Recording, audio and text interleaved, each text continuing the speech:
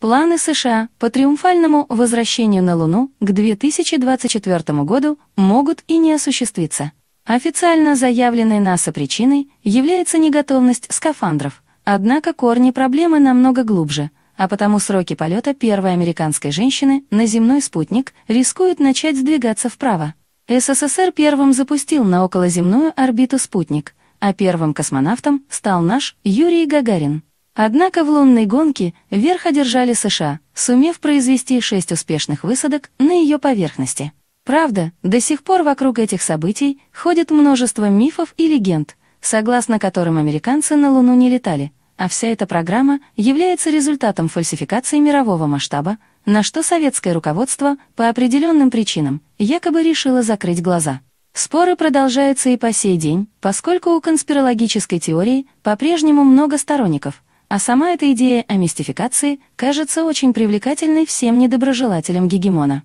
Летали американцы на Луну на самом деле или не летали, останется за пределами данной публикации.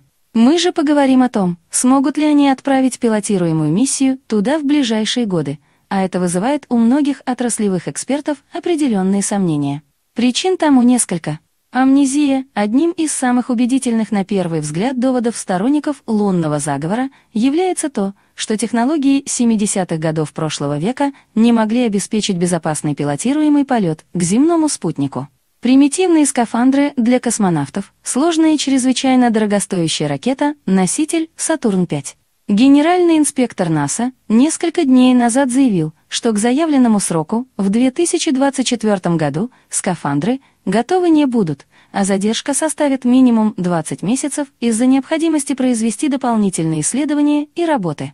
Но как же так? В конце 60-х годов 20 века, значит, можно было отправлять к Луне космонавтов, завернутых едва ли не в фольгу, а в 2024 году нельзя?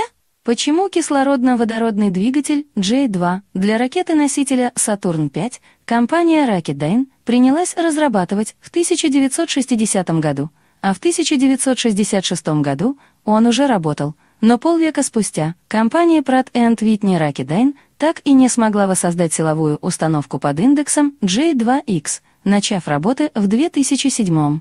Почему для новейшей и широко разрекламированной сверхтяжелой ракеты-носителя SLS вместо оригинальных сверхмощных кислородно-керосиновых двигателей F1, что ставились на Сатурн-5, будут использоваться бэушные водородно-кислородные двигатели РТС-25 от старых шаттлов? Неудобных вопросов действительно возникает масса, но на них имеется столь же неудобный, но вполне убедительный ответ. Проблема может заключаться в так называемой амнезии, когда воссоздать кажущиеся древними и примитивными технологии оказывается нетривиальной задачей. Американцы все это уже проходили с программой исследования Красной планеты под названием Mars Pathfinder. В далеком 1976 году НАСА сумела успешно отправить на Марс 2 автоматические станции «Викинг», после чего на данном направлении была взята продолжительно пауза. Старые специалисты отправились на пенсию, а кто и в мир иной, всеобщей компьютеризацией и хранением данных в облаке тогда и не пахло. В начале 90-х выяснилось, что часть документации по проекту «Викинг» утеряна, потому пришлось бежать к пенсионерам НАСА и по крупицам собирать недостающие данные. Что касается ракеты-носитель «Сатурн-5», то тут все еще сложнее. В этом масштабном проекте в США была задействована вся страна. Более 20 тысяч предприятий, больших, средних и малых. Сколько из них пережило полвека и сохранило в целостности техническую документацию по давно закрытой и ненужной лунной программе? Сколько дожило до наших дней старых инженеров, которые помогли бы с консультациями?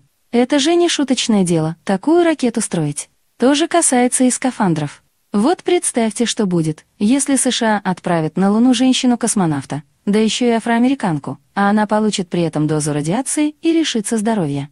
Какого масштаба скандал тогда будет? Лучше перестраховаться. Частный космос. Вторая и неочевидная проблема может заключаться в принципиальном изменении состава участников лунной гонки.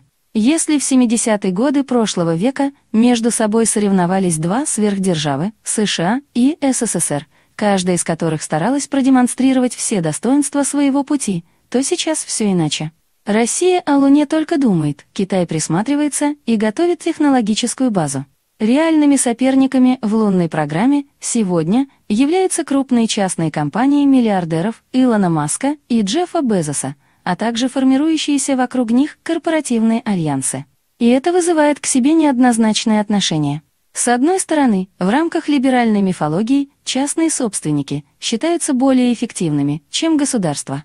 С другой стороны, для бизнеса вся эта идеология и прочая политическая мишура не слишком интересна. Корпорации заинтересованы только в прибылях, получении долгосрочных контрактов от государства. Где крутятся огромные бюджетные деньги, там всегда найдется место коррупции. И не надо рассказывать сказки, что для США эта проблема не актуальна. Распилы есть и там, только они обставлены более красиво. Частным подрядчикам, в отличие от государства, объективно выгодно, чтобы проект был дорогим и долгим, а после можно было еще кучу денег освоить на устранение недостатков. К слову, проект Артемида уж очень напоминает по принципам своей международной кооперации программу истребителя пятого поколения F-35. Не исключено, что результат будет примерно таким же. А надо ли? И последний аргумент против полета на Луну. А зачем США это вообще нужно? Для имперца Дональда Трампа это было символом возрождения американского величия. Но к власти в Белом доме пришли глобалисты, которым до этой самой Луны, как до Луны, пардон за тавтологию. В заявленных Джо Байденом приоритетах Вашингтона были борьба с пандемией и озеленение, но покорения земного спутника в них точно не было.